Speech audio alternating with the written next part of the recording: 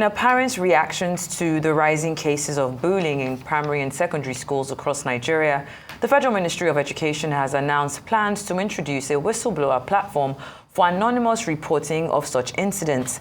The Minister of Education, Dr. Maruf Alausa, revealed this initiative during a press briefing in Abuja on Wednesday. The minister emphasized on the grave consequences of these issues on students' academic performances, mental health, and moral development. Reports of bullying in unity and private schools have been on the rise, with high-profile cases drawing national attention, including that of Sylvester Oromoni, a student at a Lagos-based private school who tragically lost his life after being severely beaten by some of his schoolmates. In another notable case, 13 students from the Federal Government College in Enugu were last month suspended for bullying a fellow student. Well, Arise News analyst Dayo Sobowale joins us now to discuss this impending intervention by the federal government. Welcome to the show. It's always a pleasure to have you on. Pleasure being here, Suja. All right, then. I mean, we've heard about these cases of bullying. I myself was bullied in secondary school, and we're looking at this comprehensive strategy from the Ministry of Education to launch this national anti-bullying policy. What specific elements should be included in this kind of policy to ensure that it effectively addresses the root causes of bullying in Nigerian schools? Let me make clear that the bullying cannot stop.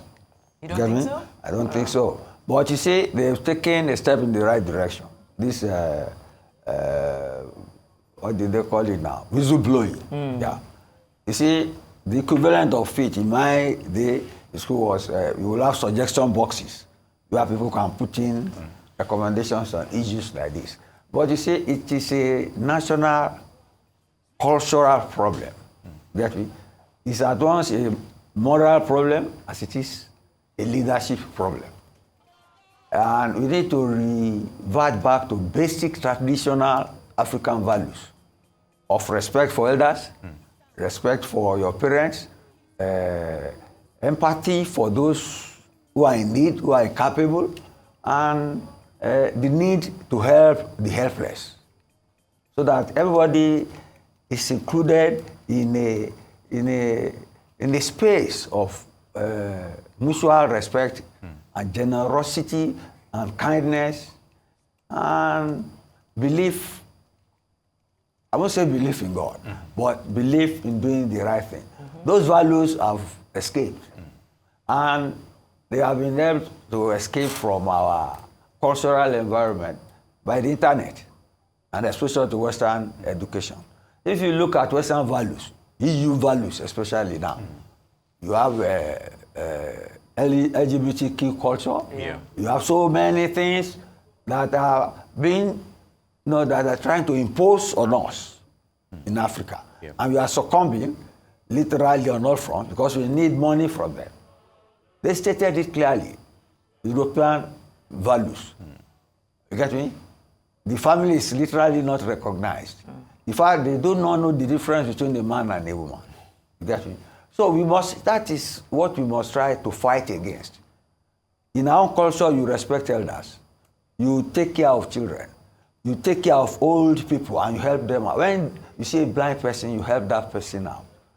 They do it in their own way to say they are trying to protect some people, but in the process, they turn it to almost human rights.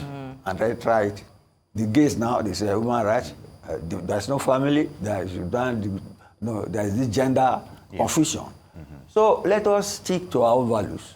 And when they are forming those policies, let them make African traditional values the core values that people must respect. All right, Mr. Sobowale, talking about values, I'm looking at the situation whereby the custodians of those values, I'm talking about parents and, of course, the guardians. The teachers. Yes, and the teachers too.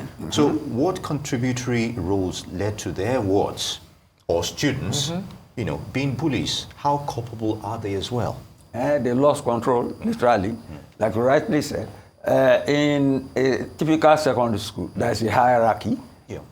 You have the principal, vice principal, you have the teachers, you have the prefects, you have the seniors. When I was in school, even up to now, most of my seniors who are a year above me, I still call them senior, or I put a handle, sir, so because you cannot just bring yourself to call him. Even when you discover later that he's older than you, you can, that's respect. And that sort of thing, they say respect begets respect. And you say, if you are in the school, and you know you have young, smaller people, disabled people under you, I think the moral tutoring you have, or the tutelage from your parents, should show you that you must have respect for the other person.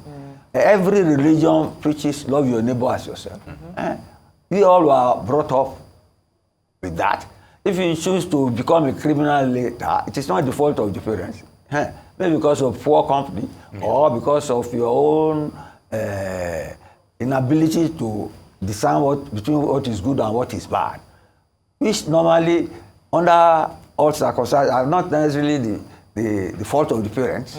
It's because of outside influence. And then you see, you can't blame the internet. You can't blame people now for the impact, negative impact of the internet. All right. In Australia now, they have made access for age under 14. Right. China has done it so many people. Unfortunately, Mr. Dayo Sobowale, Time is up. right? Time is up. You've said it so yourself. We have to go because of this.